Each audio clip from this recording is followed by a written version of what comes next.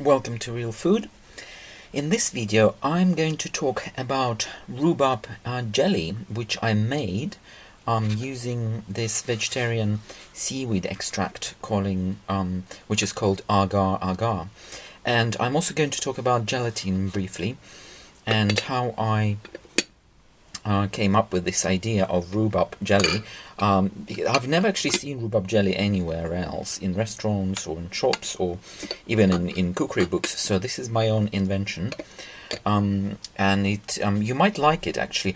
One thing I will mention very quickly, if you don't have agar agar and you start experimenting trying to prepare the same rhubarb jelly with gelatin, you may find that it doesn't work. And I discovered this. I'm not a huge expert on jellies, but as I was researching what ingredients to use for jellies, because I generally enjoy them, I found that some fruits, they don't agree with gelatin, so gelatin won't set necessarily with some of the fruits, and this is what you sometimes find when fruits have a lot of watery stuff around them, and gelatin just didn't set around them. It's just too wet and too it's not firm enough.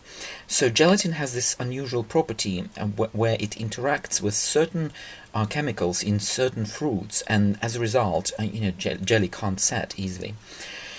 Well, that's one problem with gelatin. The second problem with gelatin, I actually experimented a few times trying to make a jelly. And several of my attempts failed, interestingly. And this is because gelatin requires, first of all, the right proportions and concentration, and also it takes a very long time for it to set. You kind of need to even lower temperature, and it sets better at lower temperatures, etc.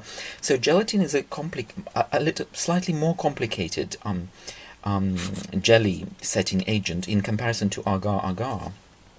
And I've discovered Agar Agar a bit later, and I loved it instantly. And I'll tell you why I loved it and why you potentially will love it too.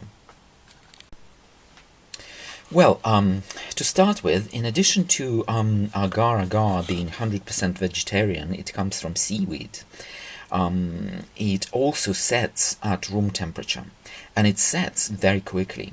So if you've done something wrong, you will know very quickly, and you will not waste entire day or more trying to discover whether it works or not. So that's a good thing, and the chances are your experiment is going to work well with you, even if you get it slightly wrong with agar agar, because it literally sets very quickly. There are differences in how you use gelatin and agar agar, and you need to get it right. Well, another mistake, for example, with gelatin I made when I was trying to prepare my jelly. Look how beautiful it is, the texture and everything, and it's quite firm. The mistake I made, I tried gelatin to start with, but because rhubarb needs to be heated up with sugar for a couple of minutes, I added gelatin, and my gelatin started to burn, and it started to produce really unpleasant smell, really nasty smell. It's kind of like burning hair, that kind of, you really don't want that kind of flavor or smell in your food. So I had to throw entire batch as a result, because it contaminated my whole my rhubarb, my syrup, everything. So, and I learned the hard way that you don't want to heat to high temperatures your gelatins. It produces really nasty smells and flavors. So that's another reason why, you just want to use this, because if your jelly requires steaming, boiling, or higher temperatures, agar agar actually needs to be also heated up, so it works well together. So you see, so there are many benefits, but you do need to know this huge difference. So gelatin, you don't want to boil or heat, and because it just rots immediately and it produces nasty smells. With agar agar, you actually do need to bring it to boil, and you need to boil it for a couple of minutes in order to dissolve the granules. I mean, the agar agar I've got here, it comes in these small sections like this, and it's like it's a powder basically inside. So this powder needs to be put into cold water. Don't put it into hot water, because again it can actually just cook and not not separate the way it should.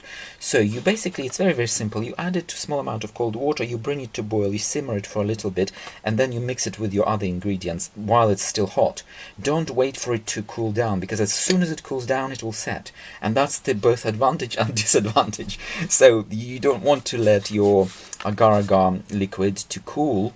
It should be mixed with your ingredients quickly, and then as it cools, it will set into this beautiful jelly. So it's very nice, and it doesn't have a huge amount of taste of its own. I'll mention also other differences between gelatin and agar agar. As you can see, it's got a slightly cloudy texture, and some of this actually comes from from my rhubarb. To be fair, but partly also because agar agar doesn't set into a clear, transparent jelly like gelatin will produce. So if you want that kind of transparent, kind of clear, with light shining through it type of texture, you probably need to go with gelatin, and again do it correctly.